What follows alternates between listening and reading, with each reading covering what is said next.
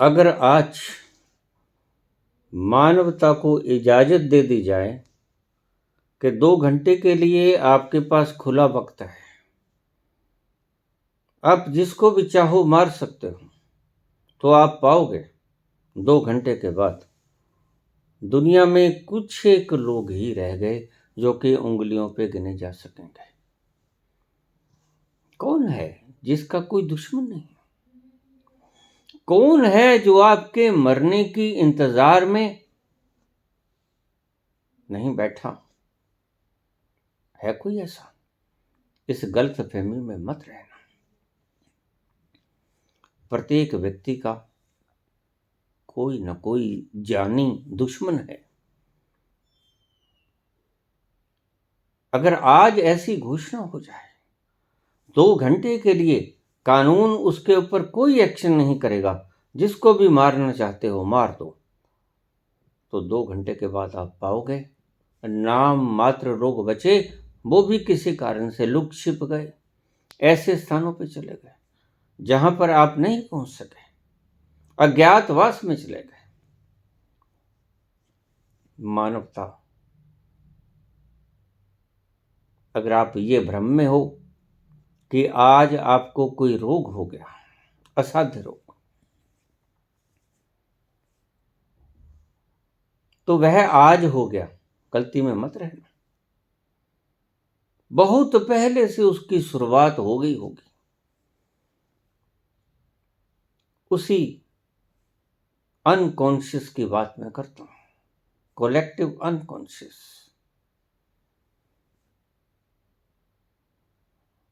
उसके भीतर से ये बाबेला उठना शुरू हो गया है। बस मानवता का अंत ज्यादा दूर नहीं। आप देख ही सकते हो। आराम से कभी बैठो घर में, किसी शीतल वृक्ष की छाया के नीचे, किसी सुनसान वीरान इलाके में बैठ के आराम से सोचो। आप पाओगे कि प्रेम गायब, प्रेम अलविदा हो चुका है संसार से। और इस प्रेम को अलविदा करने के लिए कुछ थोड़े से शरारती लोगों का दिमाग, और उसको भी ये पता नहीं था कि अगर हम ये तरकीब शुरू कर देंगे तो इसका दुष्प्रभाव कहां तक पहुंचेगा, मनुष्यता के विनाश की तरफ। भेद बुद्धि हमेशा ही विनाशता की कगार पे ले जाया करती है, क्योंकि भेद बुद्धि से पैदा होता है ईर्ष्या, जिसे मैं कंपटीशन कहता हूं। परिभाषाएं अलग अलग हो सकती हैं, नाम अलग अलग हो सकते हैं। कंपटीटर का मतलब है वह जिसके लिए आप मरने की प्रार्थना करते हो।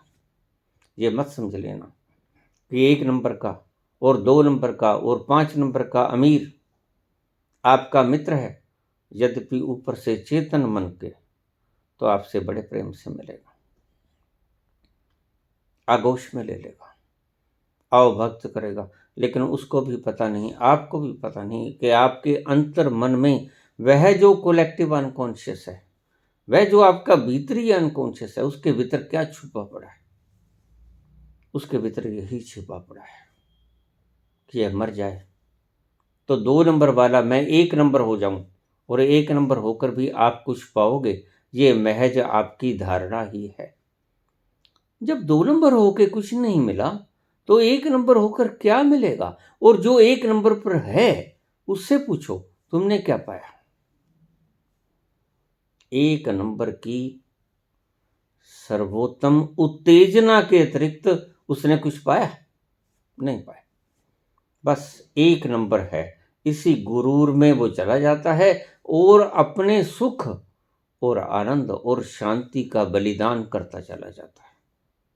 उसे पता नहीं कि विश्व का एक नंबर बनने के लिए उसने गवाया क्या कुछ। उसने वो आंतरिक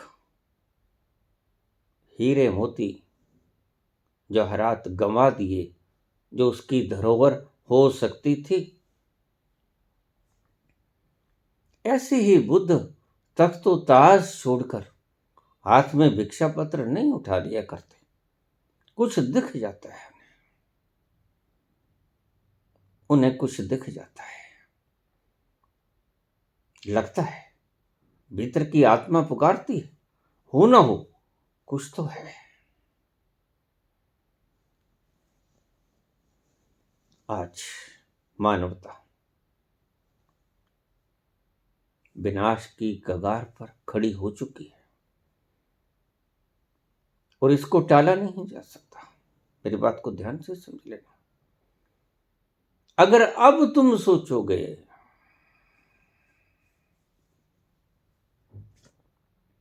कि हम किसी तरह इस मानवता को बचा लें तो बहुत मुश्किल, मुश्किल ही नहीं, करीब करीब असंभव। असंभव मैं तो कह रहा हूं, बहुत सी खोपड़ियां आड़े आएंगी और इतने त्यागी हम हैं नहीं जो इतनी देरी से हमने प्रयास किया, रातों की नींदें खराब की, शक्ति लगाई, छल कपट किए, षड्यंत्र रचे, विरोधियों को मारा गया, विरोधियों के साथ खुरापात किया गया और एकदम से ये छोड़कर हम संत हो जाएं, यह संभव नहीं। इसलिए मैंने एक बात आपसे पहले ही कही कि मैं देख रहा हूं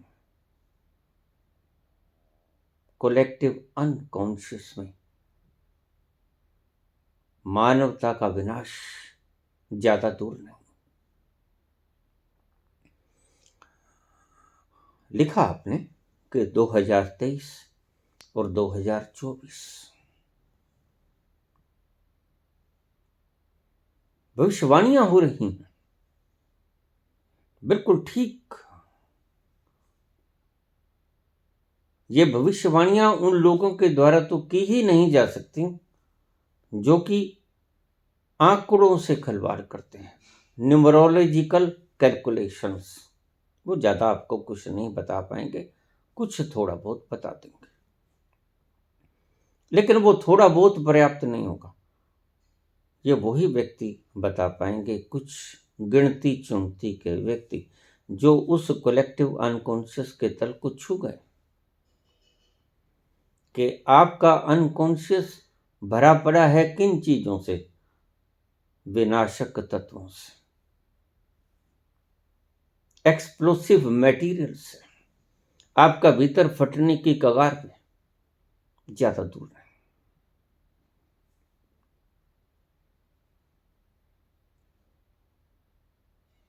फिर भी इसको थोड़ा सा देरी किया जा सकता है। यूक्रेन और रूस का युद्ध शुरू हुआ तो मुझे किसी व्यक्ति ने पूछा, बाबा ये कब खत्म होगा? कहते हैं 5-10 दिन में खत्म हो जाएगा। रशिया 5-10 दिन में छोटे से यूक्रेन को जीत लेगी, सुप्रीम पावर है। मैंने कहा सुप्रीम पावर तो है, लेकिन बेटा जीत नहीं पाएगी। यह युद्ध बड़ा लंबा चलने को है, लगता नहीं कि लंबा चलेगा। एक छोटा सा मुल्क, उसका ही हिस्सा किसी वक्त का, सभी उसके लूपहोल्स जानता है रशिया। जस्ती नहीं बात आपकी, और आज करीब साल होने के करीब आ गया।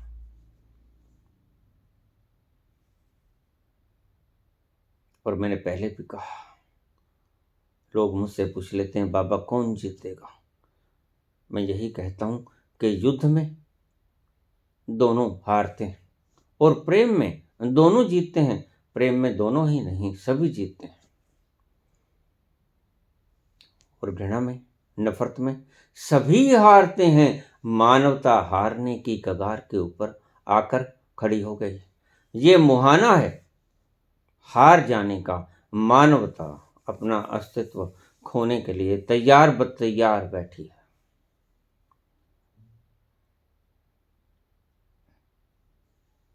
Coming events cast their shadows before. ये तो ठीक है, आने वाली घटनाएं अपनी छायाओं को पहले ही प्रत्यारोपित कर देती हैं, लेकिन जान कौन पाता है इसको? जान वही पाता है, कोई इक्के दुक्के व्यक्ति, उंगलियों पे गिने जाने वाले, जो भीतर वहां तक छलांग ले लिए होते हैं, जो शुद्ध बुद्ध अपने ही स्वभाव में उतरने की कवायद को कब से शुरू कर रहे होते हैं। वो जान पाते हैं कि होने वाला क्या कहता है, कल क्या होने वाला है। इसलिए मैंने अपने पिछले प्रवचन में मनुष्यता का विनाश कब होगा, उसके लिए शायद आपने मेरी वीडियो ना सुनी हो तो सुन लेना। 20 अप्रैल 2138, 20 अप्रैल 2138, यह है आपके धरती के विनाश की तिथि। यहां से होगी शुरुआत असल। लेकिन आप उसको देरी तो नहीं कर पाओगे, जल्दी कर सकते हो, ये आपके हाथ में। देरी नहीं कर सकोगे क्योंकि जो हो चुका है वह तो परिणाम लेके आएगा। जो बीज बो दिया गया उसको बढ़ने से तो नहीं रोका जा सकता। हां, उसको और जल्दी खाद देके, हवा से, पानी से, फर्टिलिटी के बहुत ढंग है, उसको और जल्दी किया जा सकता है। और ये कवायद शुरू भी हो गई।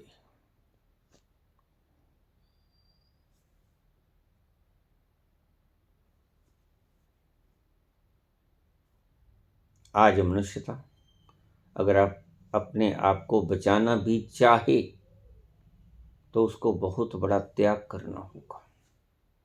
और जो मनुष्यता त्याग कर नहीं सकती, इतना जिगरा नहीं है मनुष्यता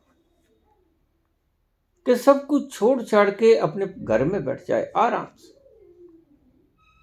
कहते छोड़ा। ये संभव कैसे है? आप समझ सकते हो कि विश्व का 1 नंबर का अमीर छोड़ के घर बैठ जाए कि लूट लो खजाना, बस ठीक, जितना कमाया कमाया, अब समझा गई बात। इतनी समझ इतनी आसानी से थोड़ा आया करती। और क्योंकि ये नहीं आया करती, इसलिए मैं कहता हूं कि ऐसा होगा ही। तो ये ना होने की तो आप शायद कल्पना भी ना करें तो बेहतर है, क्योंकि ऐसा कभी मानवता के भीतर उदारता का प्रसंग आया नहीं। जब जब भी धरती का ऐसे विनाश हुआ तो ऐसा ऐसा कुछ आया ही। और मानवता ने कभी इतना जिगरा नहीं दिखाया, इतनी हिम्मत और हौसला नहीं दिखाया, इतना कर्ज नहीं पैदा कर पाई मानवता कि सब कुछ त्याग के लुटा दे सब कुछ, कि ठीक दुश्मन को आगोश में ले ले, सिर जोड़ के बैठ जाए उसके पास, दुश्मन से प्यार करने लगे। सच में, दिखावे में नहीं। आपने देखा महाभारत का युद्ध हुआ, कुछ नियम कायदे कानून थे। सांझ होती तो दोनों पक्ष एक दूसरे के शिविरों में जाते हैं। आज कहां लगी? यहां लगी। एक दूसरे को पट्टी होती, दवाई लगती, मरहम पट्टी लगती, खाना दाना देते, जैसी भी दवाइयां उपलब्ध थी वो मिलती शाम को।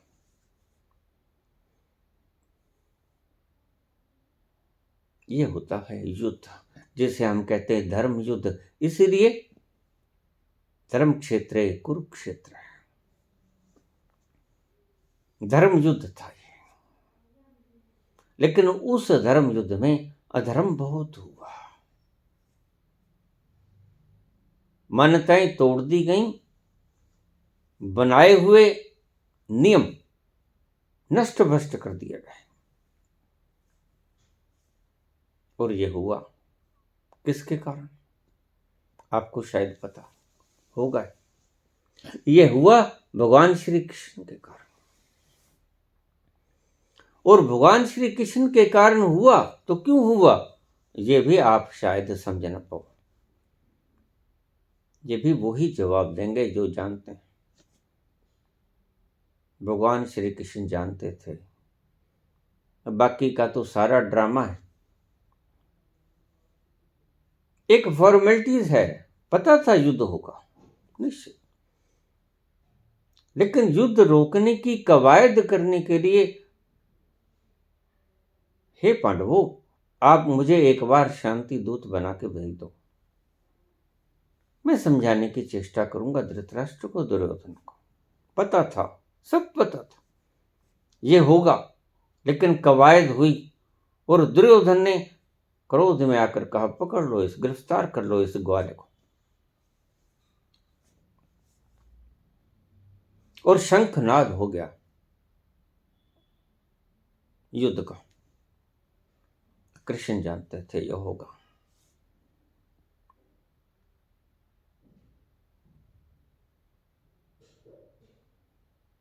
और हुआ।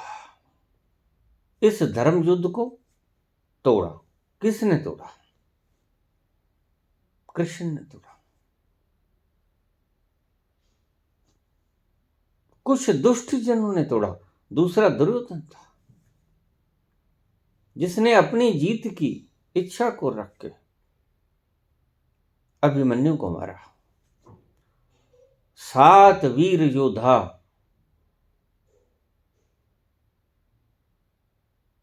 रचा गया चक्रव्यूह, और उस बेचारे बालक की क्या औकात थी इन 7 महारथियों के आगे? भीष्म के आगे, द्रोणाचार्य के आगे कोई औकात थी उनकी? जो निष्णात थे शस्त्रों को चलाने में, जो सभी को सिखाया करते थे, विद्या दिया करते थे, उनके पास कितनी विद्याएं होंगी आप समझ सकते।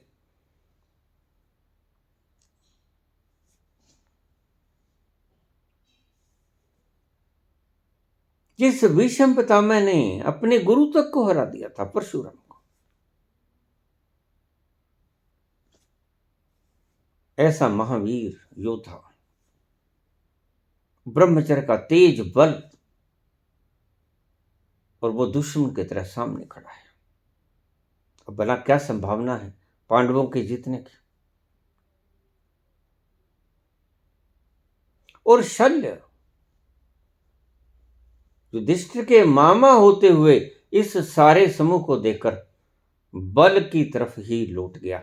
शल्य कहने लगा कि मैं तो उस तरफ ही लड़ूंगा, क्योंकि शल्य बाहर की बुद्धि से समझ गया था कि जब भीष्म इधर, द्रोणाचार्य इधर, सभी महाबली इधर, तो जीतेंगे कैसे?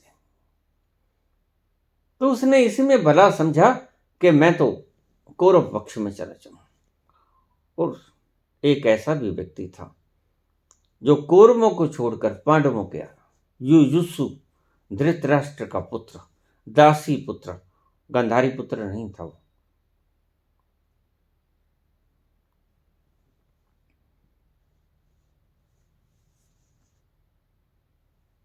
कृष्ण ने देख लिया था कोलेक्टिव अनकॉन्शियस में जाकर, यह होगा ही। और अगर किसी ने ये शब्द कहा, all the events are predetermined, तो वह इस तल को देखकर कहा। आपकी बुद्धि तो हजार हजार तर्क देगी, जब ऐसा है तो फिर ऐसा, जब ऐसा है तो फिर ऐसा। आपको पता नहीं कि जिस बुद्धि से आप तर्क दे रहे हो वो बहुत उथली उथली ऊपर खड़ी है, वहां तक तो इसकी लपटें भी नहीं पहुंचती। वहां तक कहां जाती हैं इसकी लपटें? भीतर गहन पाताल के भीतर जो घटनाएं घट रही हैं, पृथ्वी को क्या पता? कुएं के भीतर जो हो रहा है बहुत गहरे में, वो चेतन को क्या पता? चेतन के भीतर अचेतन, और अचेतन के भीतर कोलेक्टिव अनकॉन्शियस, और कोलेक्टिव अनकॉन्शियस के भीतर जो चल रहा है, वो अचेतन को तो शायद थोड़ा बहुत भनक लग जाए, लेकिन चेतन को तो बिल्कुल नहीं होता। कॉन्शियस को तो बिल्कुल ही नहीं, कॉन्शियस माइंड को तो बिल्कुल ही नहीं पता होता कि कोलेक्टिव अनकॉन्शियस में क्या चल रहा है। मैं आपको बता देता हूं, कोलेक्टिव अनकॉन्शियस में चल रहा है मानवता का विनाश।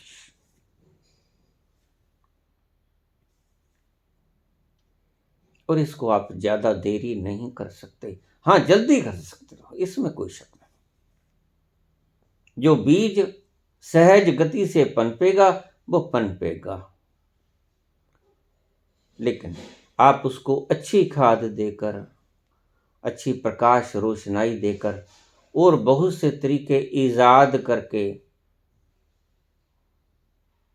कोई कीटनाशक वगैरह छिड़क कर जल्दी उसको फल देने पर बाधित कर सकते हो। ये आपके हाथ में। तो घटनाएं जो घटेंगी वह स्वाभाविक रूप से 20 अप्रैल 2138 में से शुरू हो जाएंगी, लेकिन आप चाहो तो उससे पहले शुरू कर सकते हो, उससे देरी नहीं होगी।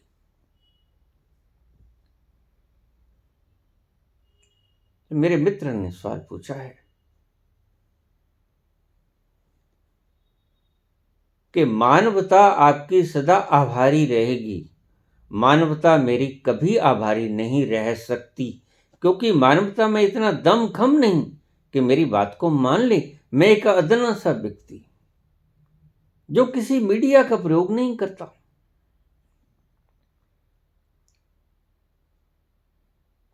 मेरे पास कोई मीडिया नहीं, और मैं तो बल्कि ये कहता हूं कि मेरे पास कोई ना आए, क्योंकि मेरे पास जो आएगा वो एक अद्भुत तरह की खुशबू लेके जाएगा, और वह अद्भुत तरह की खुशबू वह लोगों में फैलाएगा, और वह लोगों में फैलाएगा तो कुछ ऐसे व्यक्ति जो इस खुशबू को लेने के योग्य नहीं होंगे वो दावेदार हो जाएंगे, हमें भी दीजिए, हमें भी दीजिए।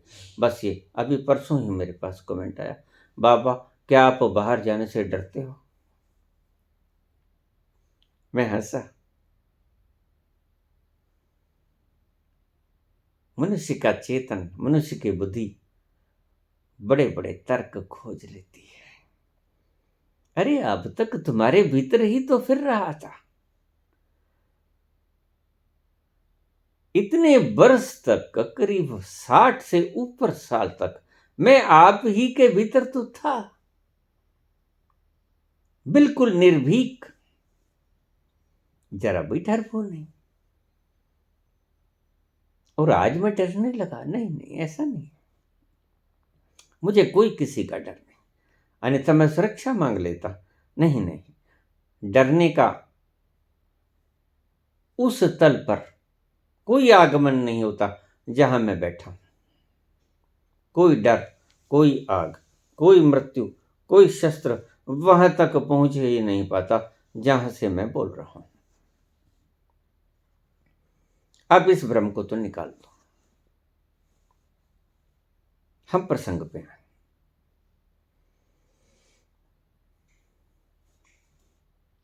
2023 शुरुआत हो चुकी है, यद्यपि इसकी शुरुआत बहुत पहले हो गई थी। 2019 के कोविड काल से संदेश देने शुरू कर दिए थे प्रकृति ने।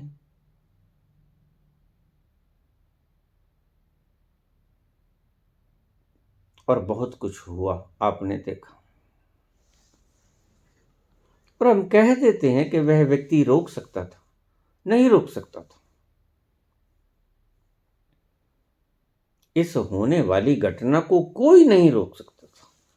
ये जो गंगा के भीतर लाशें आपने देखी, ये जो कुत्तों द्वारा नोचती हुई लाशें आपने गंगा के तट पर देखी, ये जो शमशान घाटों में जलती हुई चिताएं आपने देखी, ये जो सामूहिक क्रियाक्रम, अंतिम संस्कार, एक ही गड्ढे को खोदकर उसके भीतर फेंक दी गई लाशें, इसको कोई भी नहीं रोक सकता था। कोई भी चाहता भी तो ना रोक सकता था।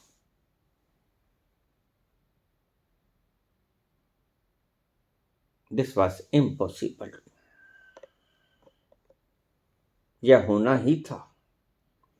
इसलिए इसकी जिम्मेवारी या इसका उलाहना किसी के ऊपर मत दो। यह होना ही था। प्रकृति ने वैसा ही विधान कर दिया। इधर लाशें गंगा में बह रही हैं, इधर लाशों का सामूहिक संस्कार शमशान में हो रहा है, इधर एक व्यक्ति सेंट्रल विस्टा बनाने की सोच रहा। मैं कहता हूं उस व्यक्ति के ऊपर जिसको हमने चुना कोई कसूर नहीं। यह होना ही था। मैं जानता हूं यह होना ही था।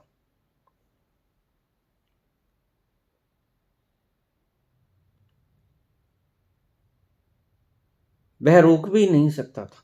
इसलिए भगवान कृष्ण ने एक बात कही, जाको मैं दारुण दुख देही ताकि मति पहले हर ले।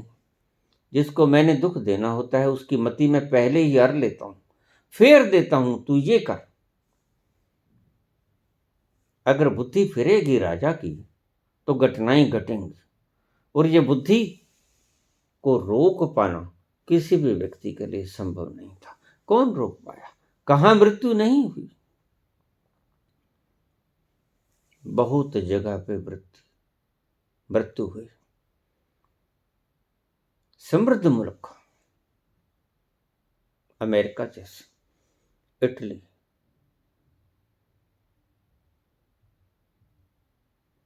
सभी के भीतर लोग मरे। विकसित मुल्कों में लोग मरे, यूनाइटेड किंगडम्स, सभी के भीतर लोग मरे और कोई रोक ना पाया। कोशिश बहुत की गई, लेकिन जो होना था वो हुआ, और जो होना है वो होगा। 2023 की बात, 2024 की बात मात्र करने से कुछ नहीं होगा। मेरी दृष्टि में शायद आप इस घटना को देरी तो ना कर पाओगे।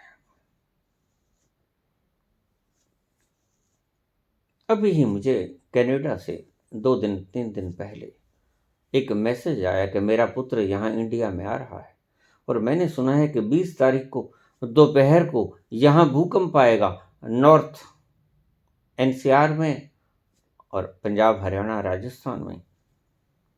तो क्या करें बाबा? मैंने कहा कुछ नहीं होगा, अब बच्चे को भेज दो। कोई भूकंप 20 तारीख को आने को नहीं। तो भेज दिया गया। अभी 20 तारीख से पहले की बात, इटली से रवाना होना था उसने।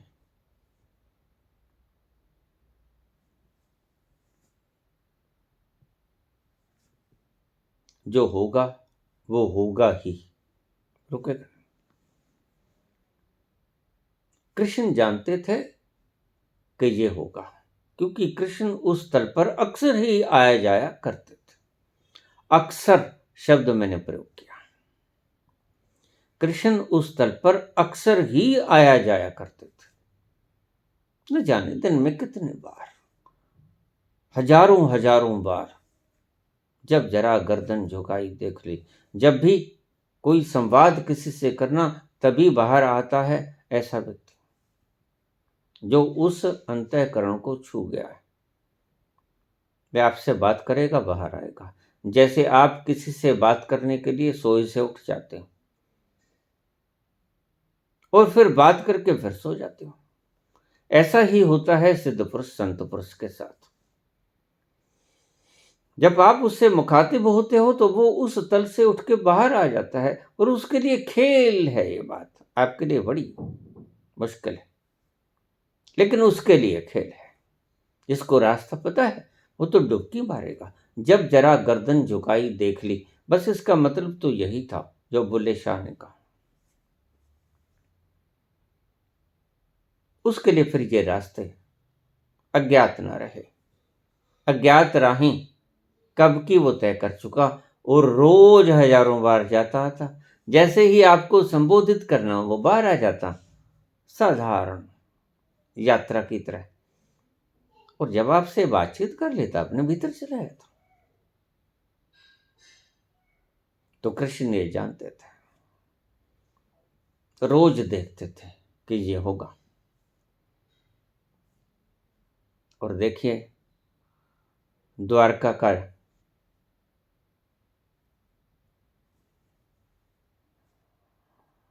द्वारकाधीश द्वारका को छोड़कर युद्ध को लड़वाने के लिए हस्तिनापुर आ गया।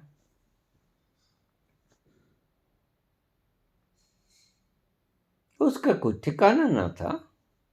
ठिकाना तो द्वारका थी। 18 दिन तक युद्ध चला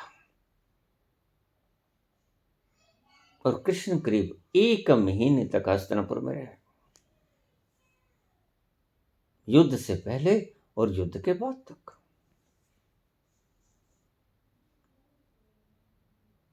कृष्ण अच्छी तरह से जानते थे, रोज जाते रोज आते, उस तल को छूते, उस तल की सारी चीजों को देखकर समझ चुके थे कि ये होगा ही। आपको अभी पता नहीं। ये ऐसा है कॉन्शियसनेस का पैमाना। जैसे आप सड़क पर खड़े हुए एक ग्राउंड फ्लोर के ऊपर जो नजारा देख पाते हो,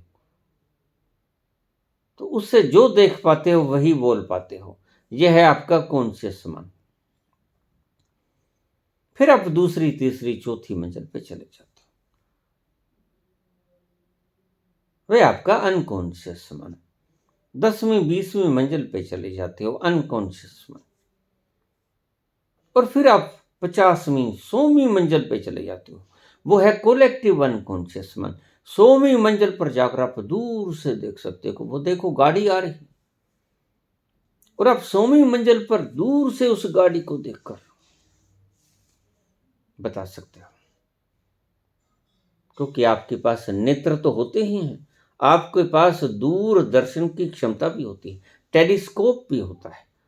उस टेलीस्कोप के जरिए आप देख पाते हो कि वो देखो 50 मील दूर से गाड़ी आ रही है और इतनी रफ्तार से आ रही है और इतनी देर में यहाँ पहुंच जाएगी, और आप बोलोगे वहां से कि 1 घंटे में यहाँ गाड़ी आ जाएगी, और नीचे खड़े लोग कहेंगे बकवास कर रहे हो, लेकिन वो सत्य बोलता होगा, क्योंकि वो देख रहा है गाड़ी वहां से चल रही है, चल पड़ी, और 1 घंटे में यहां पर पहुंच जाएगी अपने स्टेशन पर।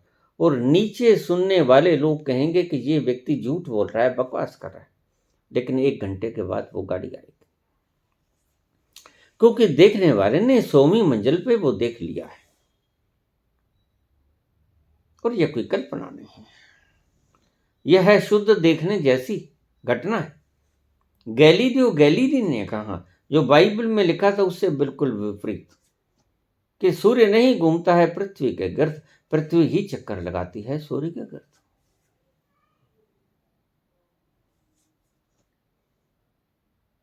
लेकिन बाइबल में क्योंकि यही नहीं लिखे था, इसलिए गैलीलियो गैलीली को उसको घर के अंदर कैद कर दिया गया, और मरण जब तक वो मर नहीं गया तब तक अपने ही घर में वो कैदी बन के रहा, और वह करीब करीब पागल विक्षिप्त अवस्था में हो गया।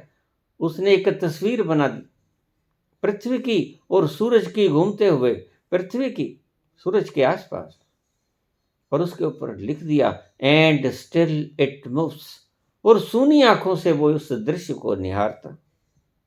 एंड स्टिल इट मूव्स, और अब भी ये घूम रही। लेकिन चूंकि बाइबल में लिखा है, इसलिए धर्मांध व्यक्ति तो बाइबल की बात ही मानेगा। ये भेद बुद्धि पैदा करने वाले शास्त्र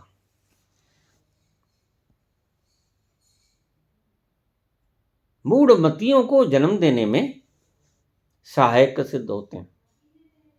असली आगाज ही इन लोगों से होता है, मूढ़मतियों को जन्म देने का। कोई भी धर्मशास्त्र हो, धर्मशास्त्र बोलने वाले लोग उस तल पर बैठे हैं जो कि बिल्कुल सिरे का तल है, मनुष्य की अपरनेस कॉन्शियस। लेकिन उसको मानने वाले लोग तो वह नहीं है, उसको मानने वाले लोग तो बहुत निम्न तल पर है। और जब वो चला जाएगा, विदा हो जाएगा, तो सांप तो चला गया जो डस सकता था, जिसके भीतर फुंकार थी, वो चला गया। और आपके पीछे लोग बच गए, सांप की लकीर पीटने वाले लाठी लेकर। आज सभी धर्मों के अनुयायी लाठी लेकर सांप की लकीर को पीटने वाले लोग हैं, इसके अतिरिक्त तो कुछ नहीं। कोई कुछ भी कहे, किसी को आप किसी भी उपाधि से युक्त कर दो, इससे कोई फर्क नहीं पड़ता। किसी को पोप बना दो, किसी को शंकराचार्य बना दो, किसी को कोई भी उपाधि से अलंकृत कर दो, किसी को कितनी ही बड़ी उपाधि दे दो, लेकिन आपको शायद पता नहीं कि उपाधियां तय करने वाला लोग, व्यक्ति जो उपाधि तय करता है किसको भारत रत्न मिलना चाहिए, उसकी मानसिकता देखें, वह किस तल का व्यक्ति है, ये देखो। जिसको मिला उसको मत देखो, बस उसके तल से पता चल जाएगा, जो तय करता है कि ये भारत रत्न इसको मिलना चाहिए। और मुझे ज्यादा कुछ कहने की आवश्यकता नहीं। तो उस तल पर जो व्यक्ति जाता है, कृष्ण गए, जानते थे, ये भी जानते थे कि ये होगा, और ये भी पता था कि गांधारी श्राप देगी। और युद्ध के उपरांत जब जाने लगे वापस द्वारिका,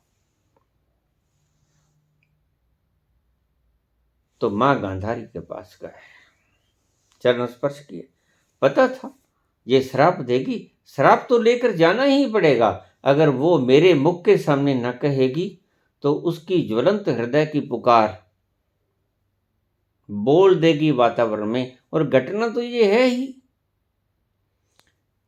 इसलिए कृष्ण उसके गुस्से को उसके ही सामने निकासी हो जाए, इसके लिए वो उसके सन्मुख गए।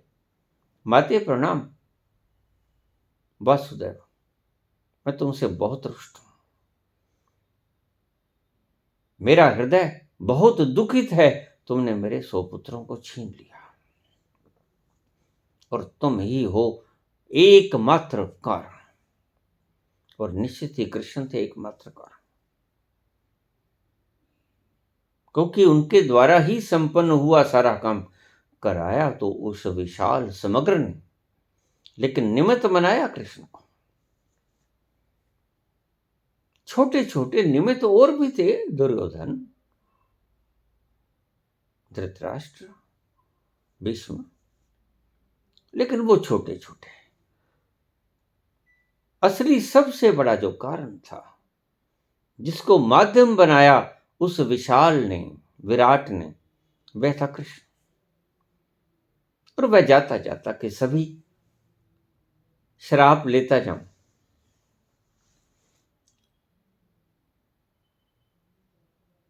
तुमने मेरे 100 पुत्रों का वध करवाया। मुझे एक बात बताओ, तुम अगर चाहते वासुदेव तो ये युद्ध रुक नहीं सकता था? बिल्कुल रुक सकता था माते, और मैंने रोकने की चेष्टा भी की, लेकिन रुका कहां? रोक सकता था, लेकिन फॉर्मेलिटी सब निभा दी गई, रुका नहीं। ये होना ही था, तो मैं तुझे श्राप दूंगी। बिल्कुल माते, मैं आया ही इसलिए। जिस तरह मेरे सामने मेरे सभी पुत्रों का वध हुआ, इस तरह तुम्हारे सामने तुम्हारे कुल का नाश हो जाएगा। तथास्तु मत एव मस्त, ऐसा ही होगा। और हुआ। कृष्ण के सामने उसके वंशज, उसका सारा कुल आपस में लड़ लड़ कर मर गया। न कृष्ण के बस में था, न कुंती के बस में था। यह वो विराट जिसके बारे में मैंने बोला कि एक सत्ता है, और आपके मानने से वो सत्ता समाप्त नहीं होती, और उस आपके न मानने से वो सत्ता प्रकट नहीं होती। ना मानो तो वह कुछ दिखाएगा थोड़ी कि मैं हूं, और मान लो तो वो कोई छिप थोड़ी जाएगा। आपके कहने से कुछ नहीं होता। एक विराट सत्ता है जो इस अस्तित्व को चला रही है, जिसने इस अस्तित्व को पैदा किया। ये ठीक है कि बुद्धियां अनेक हैं, कोई बुद्धि कहीं जाके रुक जाती है। समाज के कल्याणार्थ वो कहती कि कोई परमात्मा नहीं, ताकि डिस्ट्रीब्यूशन, धन की डिस्ट्रीब्यूशन, पदार्थों की डिस्ट्रीब्यूशन सभी के पास हो सके। मंतव्य बड़ा सुंदर है, होना भी ऐसा चाहिए। तो मार्क्स को, नीत्शे को, स्टालिन को आप दुर्बुद्धि या गलत व्यक्ति मत कह देना। उनके वश में नहीं था, उनसे तो मात्र काम लिया जा रहा था। यह पूरा अस्तित्व का मालिक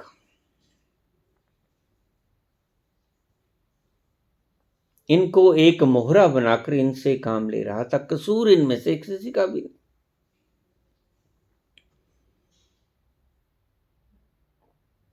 जो होना था ईश्वर ने करवाना था, जो एक ऐसी शक्ति।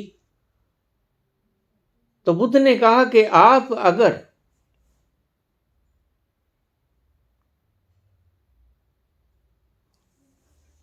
परमात्मा को मानते हो जिसने के नियम पैदा किए हैं, तो फिर परमात्मा को छोड़ ही क्यों नहीं देते? जब काम ही नियमों ने करना है, जब फोर्स ऑफ ग्रेविटेशन ने ही खिंचाव करना है चीजों का, तो फिर ईश्वर की व्यवस्था कहाँ रह जाती है? ईश्वर की जरूरत ही कहाँ है? तो आप ईश्वर को मानना छोड़ दो। बुद्ध जानते हुए भी अनजान बन गए। हालांकि अगर बुद्ध नहीं जानेंगे तो कौन जानेगा? अगर महावीर नहीं जानेंगे तो कौन जानेगा? बुद्ध अच्छी तरह से जानते हैं। और जिनको तुम कहते हो कि महावीर भगवान को नहीं मानते, तुम गलती में हो। जिसको वो कह रहे हैं कि अगर खाना मेरी शर्तों पर देगा तो मैं खाऊंगा, नेचर को नहीं कह रहे हैं। कम से कम इतने मूड तो नहीं। वह परमात्मा से ही कह रहा है, जिसने इन सब संरचनाओं को बनाया है, इन नियमों का जन्मदाता, इन नियमों को बनाने वाला और उसको बनाने वाला कोई नहीं। जिसके बारे में बाबा नानक ने कहा सैपम,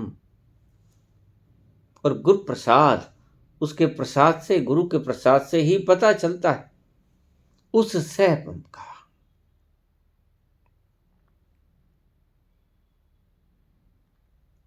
तो एक असीम सत्ता है, विराट सत्ता है, जिसकी समग्र रचना उसके ढंग से चल रही है, and you can not change that. वही चला रहा है अपनी बनाई हुई सृष्टि को, सृजन किया और चला भी रहा है। कितने सुंदर नियम बनाए उसने। मनुष्य की भीतर की प्रणाली को अगर आप सूक्ष्म रूप से, आप तो नहीं जानते, डॉक्टर से पूछो, कितनी सूक्ष्म व्यवस्था उसने बना दी जिसको आप सोच भी नहीं सकते। इतनी बारीक बारीक नर्व्स, ये मेरुदंड के भीतर से जाती हुई सुषुम्ना, इडा पिंगला, ये 72,000 नाड़ियां, और ये हाइपोथैलेमस। बहुत देर तक ये चीज मानी जाती रही कि पिट्यूटरी ग्लैंड ही कवर करती है सारे शरीर को, सभी को हार्मोन्स पैदा करने के लिए, हार्मोन स्रावित करने के लिए, सबको मोटिवेट करती है। लेकिन बहुत बाद में ये पता चला कि पिट्यूटरी ग्लैंड को भी कोई उत्तेजित करता है, वो है हाइपोथैलेमस। और आप अभी भी नहीं जानते हाइपोथैलेमस को भी कोई उत्तेजित करता है। और एक दिन ऐसा आएगा जब आप चुप होकर बैठ जाओगे, जब आप कहोगे पता नहीं, उत्तेजित तो होता है, सिग्नल्स तो इसको आते हैं, लेकिन ये नहीं पता कि कहाँ से आते हैं। जैसे आप कहते हो कि कोई ब्रह्मांड में हमें संपर्क साधने को है तो, लेकिन वो कौन है, कहाँ है और क्या चाहता है हमें संदेश देना, ये हमें नहीं पता है। वैज्ञानिक अक्सर ही ये बात कहते रहते हैं। दूसरे ग्रहों के लोग हैं वो, जिनकी वैज्ञानिक क्षमता इतनी ज्यादा बढ़ गई है कि वो आपसे संपर्क साधने के लिए उत्कंठित हैं, उत्सुक हैं, लेकिन आप उनके संदेशों को पकड़ नहीं पाते। वहां की साइंस बहुत ज्यादा विकसित है, अभी आपकी पृथ्वी ने इतनी साइंस विकसित नहीं की है। उससे पहले ही ये विनाश की ओर जानी शुरू हो गए। अभी आप समझते हो कि हमने बहुत तरक्की कर ली, आप गलती में। आपने तरक्की करने वाले ग्रहों का अभी कल्पना तक भी नहीं किया होगा, बहुत ज्यादा। ये जो पुराणों में, शास्त्रों में कहानियां हैं, ये कुछ तो गलत हैं, गपोड़ हैं, और कुछ इनमें से ठीक भी है। सब कुछ गपोड़ भी नहीं है और सब कुछ ठीक भी नहीं है। ये पुष्पक विमान जो हाथ के इशारा यानी रिमोट कंट्रोल से चलता था रावण के पास, रावण बहुत बड़ा साइंटिस्ट था, रावण एक महान वैज्ञानिक था, क्योंकि चारों वेदों का ज्ञानी। इसका मतलब वेद किताबों का ज्ञान नहीं, हर प्रकार की वैज्ञानिकता का प्रमाणिक खोजें उसके पास थी। और आज भी कहावत है कि जब रावण मरने लगा तो भगवान राम ने अपने छोटे भैया से कहा कि इससे कुछ ज्ञान ले ले, ये ज्ञान का भंडार है। और तुम जिन वेदों को वेद कहते हो, वो वेदों के सूत्र सीखने के लिए नहीं गया था लक्ष्मण उसके पास, वह कुछ तथ्यों को लेने के लिए गया था रावण के पास कि कोई तथ्य बताते हैं। और अक्सर ये कहा जाता है कि रावण ने कहा कि राम तुमने मुझे मार दिया, लेकिन अगर मैं जीवित थोड़ी देर और रहता तो मैं ऐसा प्रयोग कर रहा था और करीब करीब कामयाब हो चला था कि मैं सोने में सुगंध पैदा कर देता और मैं लकड़ी से धुआं निकलना बंद कर देता, सिर्फ आग ही निकलती, धुआं नहीं निकलता। और मैं स्वर्ग को पूड़ी लगा देता, लेकिन ये स्वर्ग को पूड़ी, स्वर्ग तो है ही नहीं। स्वर्ग को पूड़ी का अर्थ था कि मैं ऐसा सूत्र दे देता जिसको अपनाकर मानवता धन्य हो जाती, मानवता सुख और चैन और शांति की सांस लेती। लेकिन वह अद्भुत वैज्ञानिक वक्त से पहले मारा गया, सिर्फ अपने अहंकार के कारण। उसे कुछ भी कह लो, ज्यादा आगे बढ़ना, खुजलाहट भरी खोपड़ियों के लिए एक अनुपयुक्त मसाला देना होगा। तो मैं यहीं इसको बंद करूंगा बात को, मैं अपने प्रसंग पे फिर आऊंगा।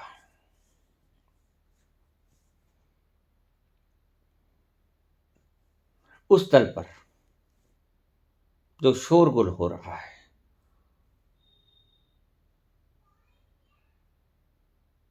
जो उथल पुथल मच रही है, जैसे आपको पता नहीं भूकंप आता है तो एकदम से भूकंप नहीं आता। पृथ्वी के बहुत गहरे तलों में हलचलें पहले शुरू हो जाती हैं। ये प्लेट्स जो थामे हुए हैं, ये इधर उधर खिसकनी शुरू हो जाती हैं। भूकंप तो बहुत बाद में आता है, हमको तो बहुत बाद में पता चलता है, लेकिन पृथ्वी के भीतर उथल पुथल बहुत पहले से शुरू हो गई होती है।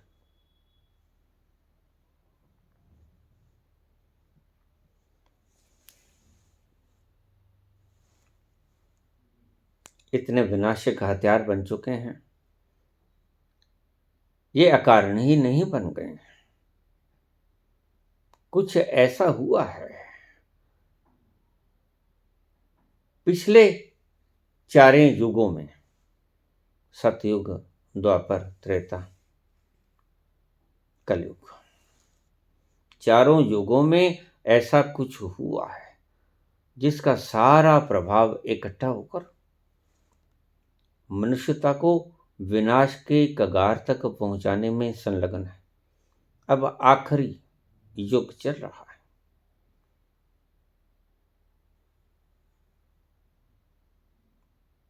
और यह आएगा है। तो मैंने आज से करीब कुछ महीने पहले ये प्रवचन में बोला था कि 20 अप्रैल 2138 से विनाश का दौर शुरू हो जाएगा। और मैंने जिंदगी में और कोई ज्यादा भविष्यवाणियां की नहीं।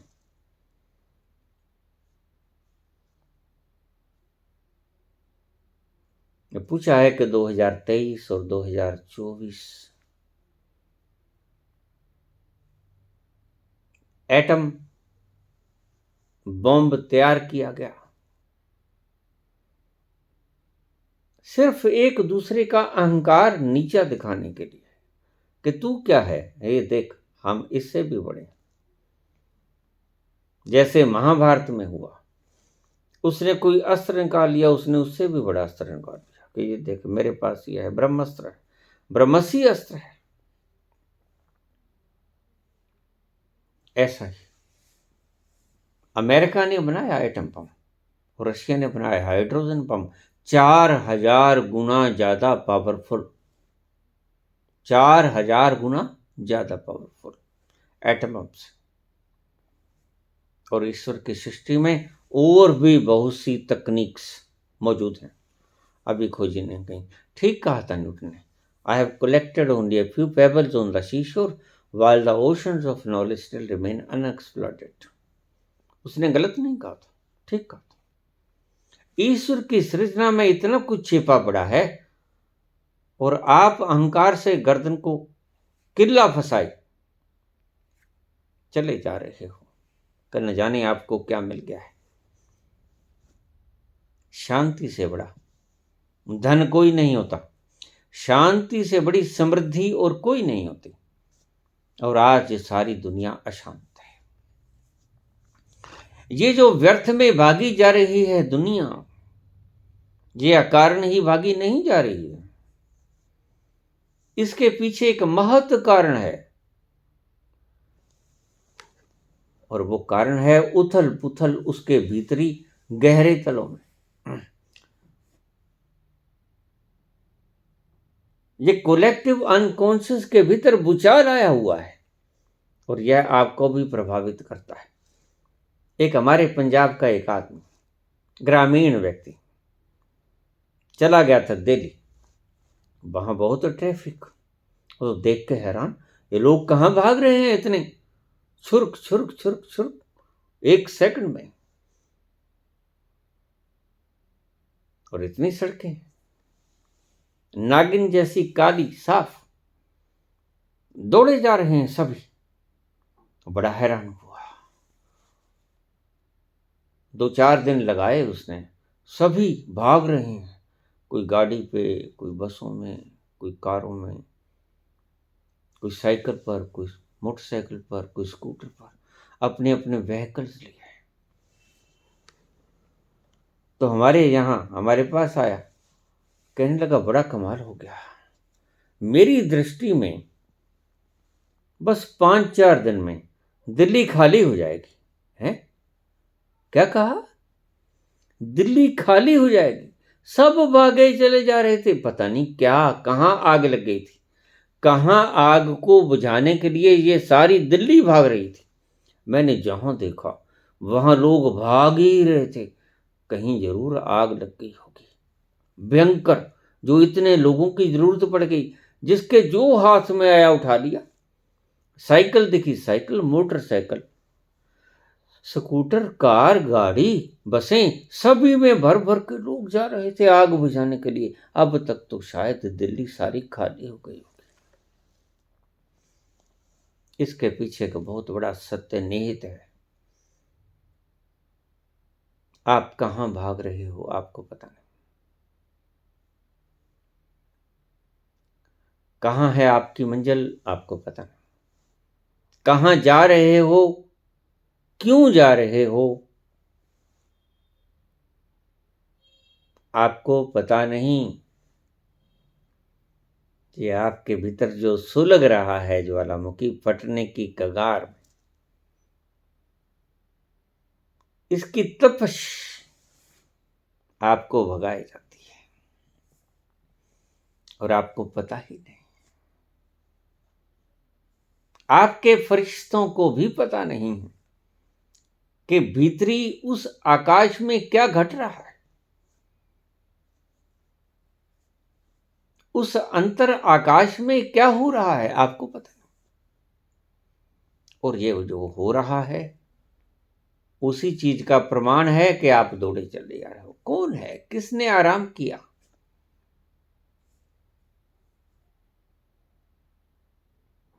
आराम की बात तो आप भूल गए हो। आराम लेना तो जैसे आपने बुला ही दिया है, याद ही नहीं है।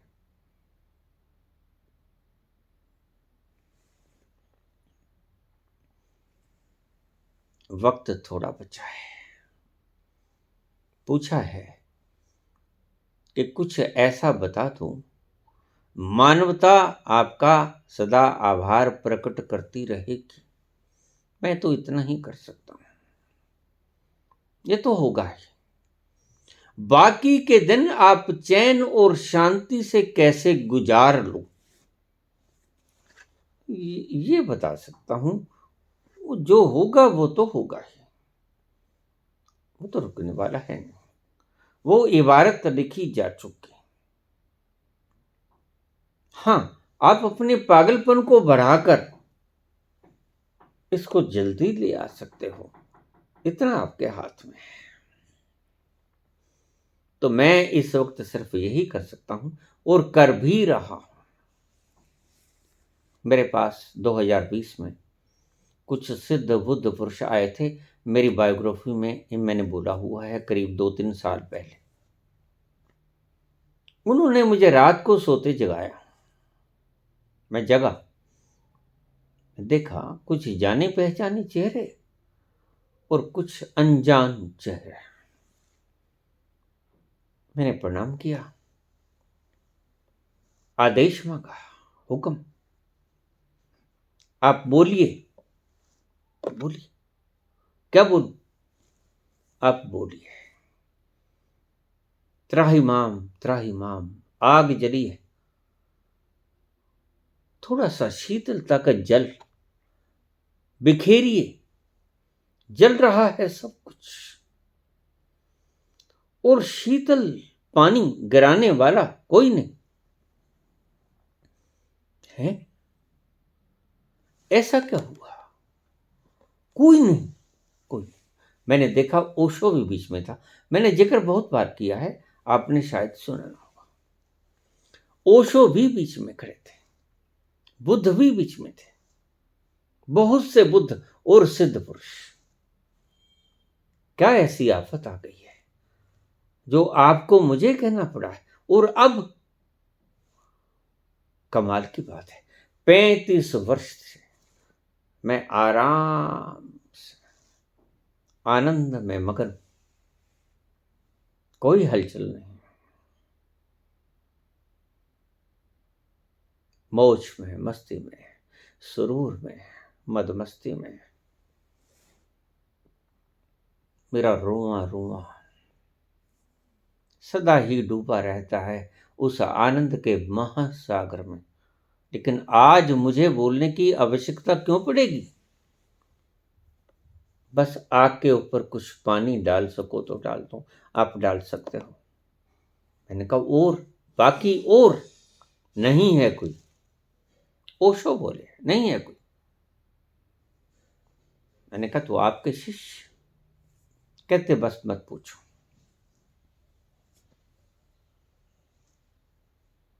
मैंने 2020 लॉकडाउन लग गया था, घरों में सब कैद थे और मुझे ये फरमान जारी हुआ, नतमस्तक हुआ। मैंने स्वीकार किया, बोलूंगा, जितना जानता हूं बोलूंगा। आप भी वक्त वक्त पे मेरी सहायता करना।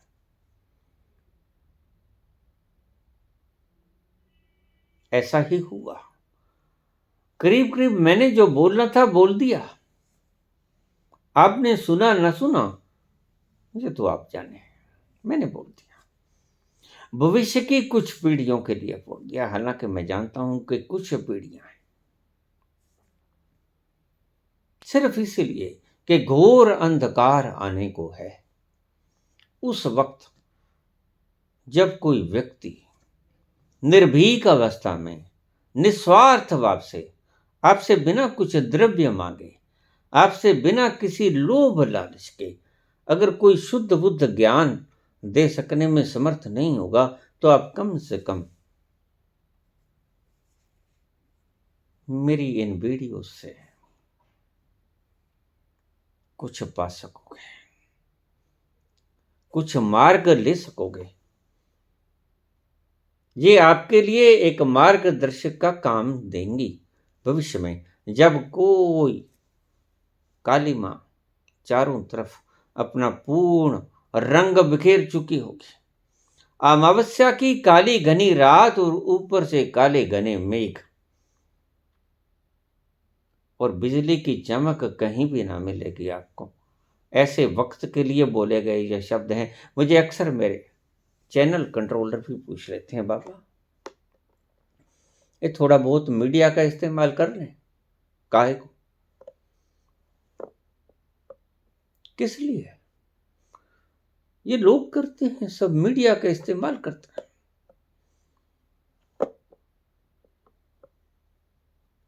देखिए तुम चैनल को चला रहे हो, तुमने क्या व्यवस्था करनी है अपने करते रहो, मैं तुम्हारे कहे अनुसार चलूंगा।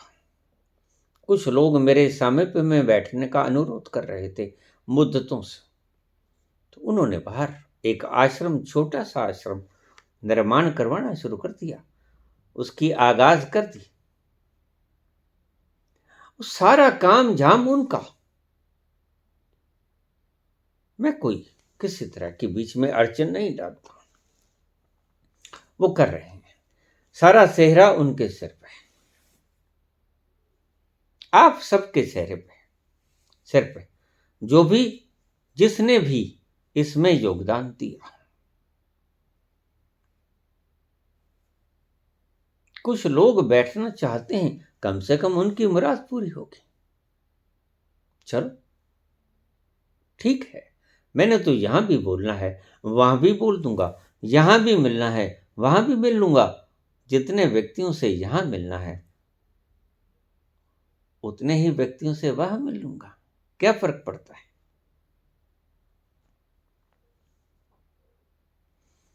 मैं क्या कर सकता हूं? सिर्फ जलती हुई आग, इस पर पानी छिड़क सकता हूं।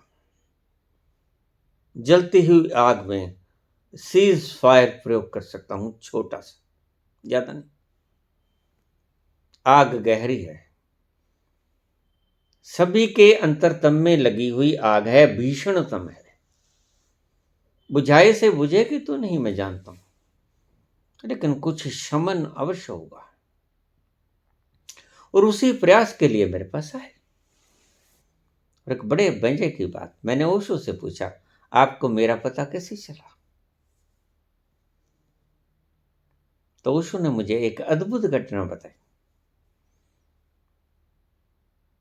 मुझे नहीं पता कि उनके जीवन में क्या हुआ, कैसे हुआ। मैंने उनका कभी जीवन का इतिहास नहीं पढ़ा, पर थोड़ा बहुत जितना मैं बाहर से जानता हूं उतना ही जानता हूं, जो किताबों में लिखा गया।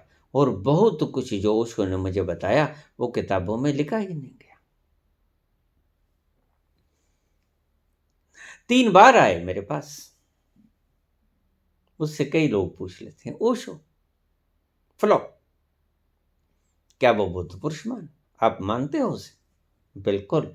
मानते क्या, जानता, एनलाइटेंड है। यद्यपि कुछ लोग कहे चले जाएं कि एनलाइटमेंट ही नहीं होती है, तो लोग तो ये भी कह रहे हैं कि परमात्मा ही नहीं होता है। क्या करें इनका, वो जैसा मानते हैं मानने दो। हम कौन होते हैं इनको कहने वाले या इनको बदलने वाले? इनकी मर्जी। हर एक व्यक्ति अपनी स्वतंत्रता से बोल रहा है, इतनी आज़ादी तो होनी ही चाहिए। नहीं होता है, परमात्मा नहीं होता है, और नहीं होती है एनलाइटनमेंट तो नहीं होती है, किसी का क्या बिगड़ जाएगा? शब्दों से घटनाएं बदलने वाली नहीं होती, और ना ही कभी बदली और ना ही कभी बदलेंगी। इतने गहरे अनुभव, कौन स्टैंप लगाएगा इस पर? तो मुझे एक बात बताई उन्होंने कि इत्तेफाक की बात है कि इधर आपको जिस घड़ी संबोधि उपलब्ध हो रही थी, उस घड़ी मुझे आप बंधन से मुक्त हो रहे थे, और मुझे बाहरी बंधनों से ग्रस्त किया जा रहा था। मोटी मोटी लोहे की जंजीरें जेल के भीतर डालने का पूरा प्लान अमेरिकी सरकार का, मुझे पता भी नहीं था कि ये अमेरिका चले गए। और मुझे बाद में पता चला जब उन्होंने बताया कि वो दिन जिस वक्त आपको संबोधि घटित हो रही थी, उस वक्त मेरे हाथ पांव गले के अंदर मोटी मोटी जंजीरों से मुझे बांध दिया गया था और जेल में पटक दिया गया था। यद्यपि मैं बंधा कहां, बात तो बिल्कुल ठीक है, कहां बंधा, अभी भी है, यही है, अभी फिर आएंगे। क्योंकि यहां से जो जाता है वही खाते लपेट के जाता है। तो बहुत से लोग मुझे पूछ लेते हैं कि अगर यहां पर प्रलय आ गई तो फिर क्या होगा? जो भोग किसी के बागी बच गए। मैंने कहा अकेली ये धरती नहीं है भोग भोगने के लिए, उसके पास पाताला पाताल लख आगासा आगास, ओढ़क ओढ़क पार थके वेद कहण एक बात, सैस 18 कहण कतेबा असुलु एक तात, लेखा होए ता लिखिए ता लेखा होए विनाश। तुम क्या समझते हो अकेली धरती ही है जिसके ऊपर कर्म और भोग भुगते जाते हैं और किए जाते हैं? नहीं नहीं, लाखों अनंत अनंत अनंत जिसकी गणना ही नहीं हो सकती, इतना है उसका ये खिलारा, ये पसारा। बड़ी सुंदर अद्भुत सृजना है उसके।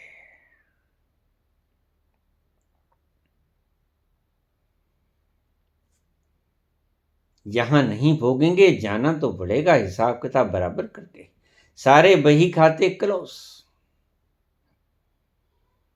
फिर लगा लो बूंद समुद्र में मिल जाए, एकाकार हो जाए, लेकिन सारे हिसाब किताब बराबर, सब गलना पड़ेगा। जो किया वो सारा आपके सामने मेल्ट हो जाएगा, विलीन हो जाएगा। फिर आप मजे से, अब भी आप मजे से, जैसे ही व्यक्ति मुक्त होता है, मैं कौन हूं इस चीज का पता चल जाता है, बंधन तो तभी से टूटने शुरू हो जाते हैं, क्योंकि यह मुख्य वादा है कि मैं हूं कौन। यह भ्रम मिट जाए, उसके बाद बंधन तो टूट ही जाएंगे। तो जितने भी संत हुए, उन्होंने इसी बात के ऊपर आग्रह किया, जोर दिया कि पहले ये जानो कि तुम हो कौन, तुम्हारी मान्यताएं सही हैं भी कि नहीं, उसके बाद सभी बंधन अपने आप टूट जाएंगे। उनकी फिक्र मत करना। तो मुझे बताया ओशो ने कि जिस वक्त आपको संबोधि घटित हो रही थी, उस वक्त मेरे नासापुट अपूर्व खुशबू से महकायित हो रहे थे, और मुझे पता चला कि कहीं इस विश्व में एक संबोधि की घटना घट रही है। सारे फूल खिल गए, सारा अस्तित्व जश्न मना रहा है, अपूर्व नृत्य हो रहा है, ये सारा आनंद बिखर रहा है, कुछ विराट हो रहा है। उसी वक्त ही मुझे पता चला, यद्यपि ठीक आज से 35 साल पहले की बात है, लेकिन 35 साल पहले मेरे साथ ये हो रहा था जिस वक्त, और मुझे बहुत खुशी हुई कि आज एक व्यक्ति फिर अस्तित्व ने पैदा किया, जो किन्हीं के बंधन काट सकता है निष्प्रयोजन।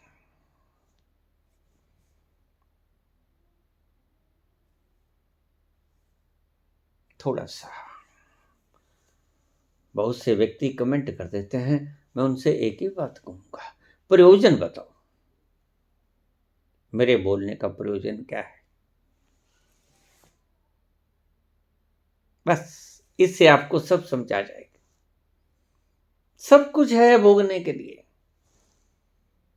शरीर है, द्रव्य है, सब कुछ है। मैं सब कुछ खा सकता हूं, सब कुछ भोग सकता हूं, लेकिन खाता नहीं, भोगता नहीं। क्यों? ना बोलूं चल जाएगा, आराम से सो जाऊं, लेकिन बोलता हूं क्यों? निष्प्रयोजन, आपसे कुछ मांगा नहीं। ये मेरे चैनल कंट्रोलर्स का काम है। अगर कोई व्यवस्था कर रहे हैं तो वो कर रहे हैं, इसमें मुझे कोई आपत्ति नहीं है। बस मैं निष्प्रयोजन बांट रहा हूं। अगर आपसे लिया जा सके तो आप ग्रहण कर सकते हो, नहीं लिया जा सके तो आपकी मौज। इससे ज्यादा मेरे पास कोई शब्द नहीं।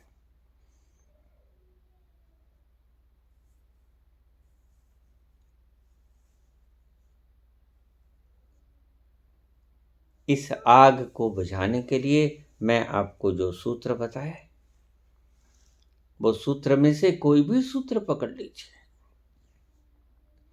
जो भी अच्छा लगे वो सूत्र पकड़ लीजिए। मैंने विज्ञान भैरव तंत्र को सीधे सीधे आपके सामने प्रस्तुत व्याख्यायित नहीं किया, मैंने अलग अंदाज में सरल भाषा में आपको सारा विज्ञान तंत्र भैरव बोल दिया है।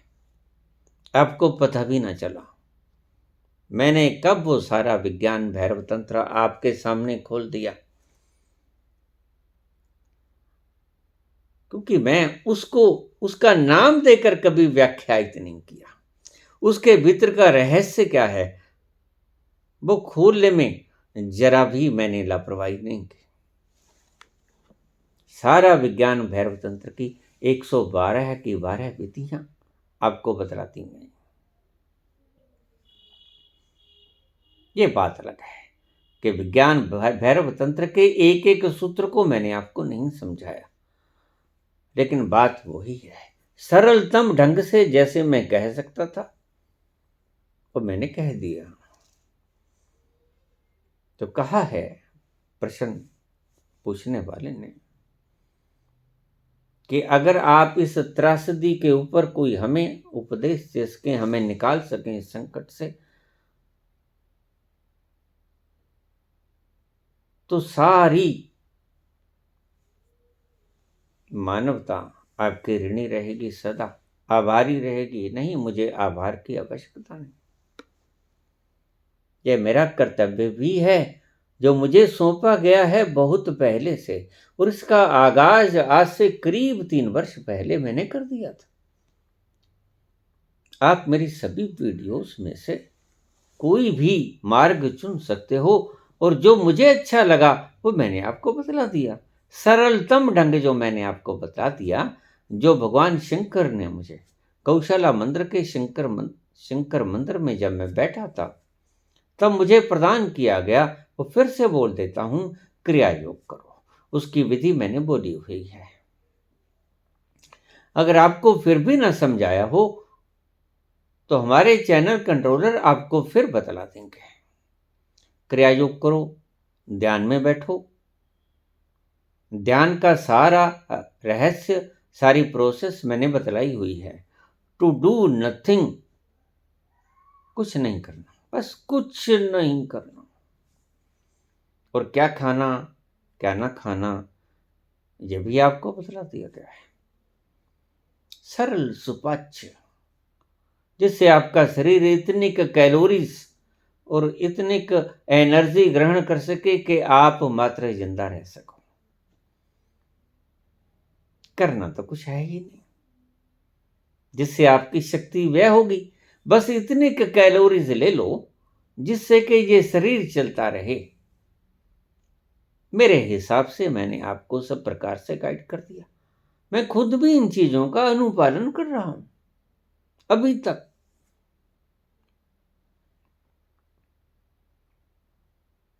क्रिया योग करो, ध्यान में बैठो और सुपाच्य पौष्टिक भोजन करो। चटोरे मत बनो, तीक्ष्ण चीजों को ग्रहण मत करो, मिर्च वगैरह मत खाओ, अचार वगैरह मत खाओ। ये खाया हुआ अचार तुम्हारा मलीदा निकाल देगा, तुम्हारे सारे सुख और संतोष छीन लेगा। ईश्वर करे आप संतोष के उन गहरे से गहरे लम्हों में उतर सको, तृप्ति के उन गहनतम लम्हों के तलों को छू सको। यही प्रार्थना करता हुआ आज का ये प्रवचन मैं यहीं पर विश्राम दूंगा। धन्यवाद।